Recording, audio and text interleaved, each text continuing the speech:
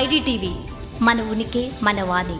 వాయువ్య బంగాళాఖాతం ఆనుకొని ఉన్న ఉత్తర ఒడిశా, పశ్చిమ బెంగాల్ తీర ప్రాంతాల్లో అల్పపీడనం ఏర్పడింది. ఈ ప్రభావంతో వచ్చే 3 రోజుల పాటు ఉత్తరాంధ్రలో 1-2 చోట్ల భారీ వర్షాలు, మిగతా జిల్లాల్లో అక్కడక్కడ పిడుగులతో కూడిన వర్షాలు కురిసే అవకాశం ఉందని విపత్తుల నిర్వహణ సంస్థ తెలిపింది. అల్పపీడన ప్రభావంతో తీరం వెంబడి గంటకు 40 నుంచి 50 కిలోమీటర్ల వేగంతో ఈదురుగాలులు వీచే అవకాశం ఉందని అంచనా వేస్తున్నారు. మత్స్యకారులు సముద్రంలోకి వేటకు వెళ్లకూడదని సూచించారు. ఇవాళ శ్రీకాకుళం, పోలవరం, డాక్టర్ బిఆర్ అంబేద్కర్ కోనసీమ, పశ్చిమ గోదావరి, ఏలూరు జిల్లాల్లో కొన్ని చోట్ల మోస్తారు వానలు పడతాయన్నారు. మిగిలిన జిల్లాల్లో తేలికపాటి వర్షాలు పడతాయన్నారు.